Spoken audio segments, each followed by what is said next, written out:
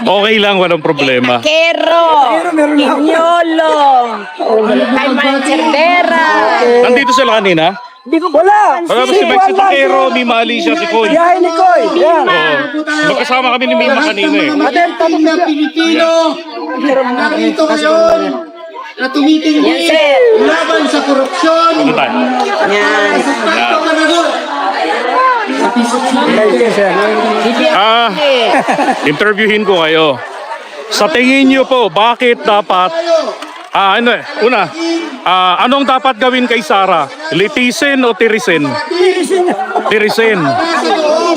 Litisin. Gusto ko lang malaman ang katotohanan. Exactly. Kasi wala siyang kasalanan. Paglaban niya yung sarili niya. Tama. Malilinis pa siya. Walang katapusan. May kasalanan siya. Hindi ang dapat nakapangasahan. Yan ang akin. Kasi ang bayan Katatawanan. nakikiwala tayo ng mga kasagutan. Proseso. Anong masasabi nyo sa mga senador natin? 18 yun. Kabilang pa ang iba doon, taga-alyansa. Pero mukhang naglayasan ang utak. Wala na, mga basura yung 18 na yun.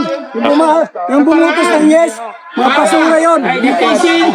Matulad Gamitin sa pwesto isip ang isang konstitusyon ng vice-presidente. magiging batayan sa anumang batas, hindi yung damdamin. Doon lang tayo sa tama, huwag tayong lugar sa mali. So, dapat po sila boboto ayon sa Ayon sa konstitusyon. tama, ayon sa batas. Hindi na sa konsensya. Wala sila nun eh.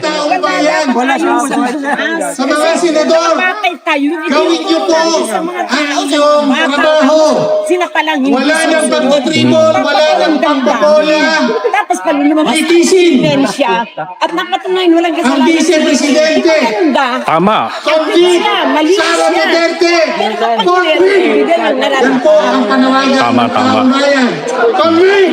Convict. Okay, maraming salamat. Sara now. Diba? So yun, narinig nyo ha. Tama nun, diba? Kapag ka walang kasalanan, eh di wala. Nalinis niya ang pangalan niya. Diba? So wala nang mag-aakusa siguro. Pero, kung mapapatunayan naman na talagang may kasalanan, ibigay yung karampatan na consequence doon sa kanyang mga ginawa. Ganun naman talaga eh.